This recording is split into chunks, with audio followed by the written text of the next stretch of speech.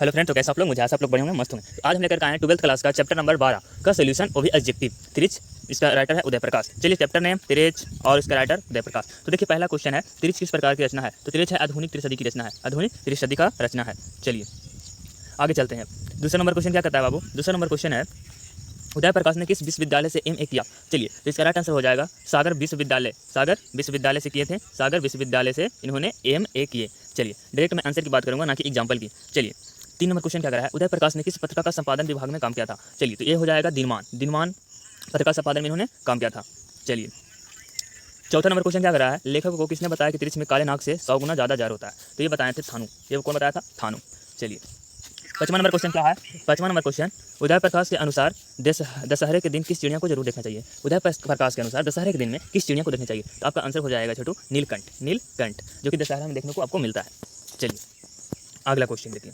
अगला क्वेश्चन क्या है, लेखक को किसने 300 के 3 नोट दिया था? मेरे डियर स्टूडेंट, कह रहा है लेखक को किसने 300 के 3 नोट दिए? वो दिए थे डॉक्टर पंत जी। कौन दिए थे? डॉक्टर पंत जी। भौकाल मचा कर रख देना है एग्जाम बोर्ड में अगर जैसा क्वेश्चन पूछे तो। लेखक को सपनों में क्या करने की आदत थी? तो लेखक को सपनों में बोलने और चीखने की आदत थी। मेरे डियर स्टूडेंट, क्या बोलने और चीखने की आदत थी। चलिए आगे। चलिए, 8वां नंबर क्वेश्चन क्या कर रहा है, लेखक के पिताजी शहर क्यों गए थे? तो लेखक के पिताजी शहर किस लिए गए थे? तो अदालत में पेशी के लिए गए थे। अदालत में पेशी के लिए गए थे, ना कि इलाज करवाने। चलिए, 9 नंबर क्वेश्चन कह रहा है, छोड़ो, लेखक के पिताजी को बचपन में किस रोग की शिकायत थी? तो बाबू, उनको ना पोलिया था, ना एनीमिनिया था, ना क्षय रोग था तो था कौन था? एपिडिसाइटिस। एपिडिसाइटिस था। चलिए, 10 नंबर क्वेश्चन क्या कर रहा है बाबू? 10 नंबर क्वेश्चन कर रहा है, कहानीकार तिरिच की लाश को जलाने जंगल में किसके साथ गए थे? तो बाबू, तिरिच को मार दिए थे तो उसके जलाने के लिए किसके साथ गए थे? तो वो गए थे थानू के साथ। थानू जो ठाकुर था उसके साथ गए थे। चलिए, अगला क्वेश्चन क्या कर रहा है, तिरिच कहानी के कहानीकार कौन है? तो बाबू, मैं फर्स्ट में बता दिया था, उसका राइटर है उदय प्रकाश नारायण जी। तिरिच का राइटर उदय प्रकाश नारायण जी, मुँह पर रखिए उदय प्रकाश नारायण। चलिए, 12 नंबर क्वेश्चन क्या कर रहा है, पिताजी की मृत्यु कैसे होती है? तो पिताजी की मृत्यु हो जाती है बाबू, तिरिच के काटने से नहीं होता है, ना धतूरे के जहर से होता है, ना दुर्घटना से होता है। होता है तो होता है कैसे? होता है उनका मृत्यु मानसिक सदमे और अधिक रक्तस्राव के कारण होता है। बहुत सा खून बह जाता है जिसके कारण हो जाता है। चलिए, 12 नंबर क्वेश्चन समाप्त। 13 नंबर पर आते हैं, उदय प्रकाश का जन्म कब हुआ था? तो ये कोई सोचने वाली बात नहीं है, बोलने वाली बातें हैं। चलिए, उदय प्रकाश का जन्म हुआ था 1 जनवरी 1952 ईस्वी में हुआ था। 1 जनवरी 1952 ईस्वी में उदय प्रकाश की जन्म हुई थी। चलिए, अगला क्वेश्चन क्या करें छोड़ो। देखिए, तिरिच क्या होता है? थोड़ा सा यहाँ पे कलर ब्लैंड नहीं करके व्हाइट एंड ब्लैक हो गया। चलो कोई बात नहीं, बुझा रहा है। तिरिच कैसा क्या होता है? तिरिच क्या होता है? तो विष खोपड़ा, जो कि शुरू में बताया था, विष खपरा जहरीले लार्डेड। विष खोपड़ा जहरीले लार्डेड, विष खपरा। चलिए आगे देखिए, थोड़ा बहुत मिस्टेक होता है।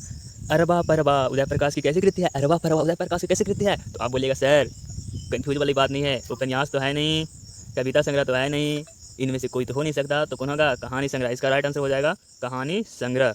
चलिए, 16 नंबर क्वेश्चन को देखते हैं, कहानीकार को सपने में बोलने और चीखने की आदत या किसी ने बताया था? तो कौन बताया था? तो कहानीकार के माँ ने। कहानीकार के माँ ने।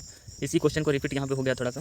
कहानीकार को सपने में बोलने और चीखने की आदत या किसने बताया था? तो कौन बताया था? तो कहानीकार की माँ ने बताया था। ये जो है ना उदय बा, चिखता है सपनामा में और चिल्लाता है। ठीक है, चलिए अगला क्वेश्चन। ऐसा नहीं बोले होंगे, मेरा लंगुएज जैसा। तिरिच कहानी की केंद्रीय घटना का संबंध किससे है? तो किससे है? तो उनके पिताजी से था। पिताजी से था। तो आज हम 17 नंबर क्वेश्चन करवाएं तिरिच का। तो मेरे भाइयों, ये सबको ऑब्जेक्टिव को याद कीजिए, और मैं हर रोज एक एक चैप्टर का सोल्यूशन लाऊंगा, MVVI क्वेश्चन, जो कि एग्जाम के लिए इंपॉर्टेंट, 2024 के लिए इंपॉर्टेंट होगा।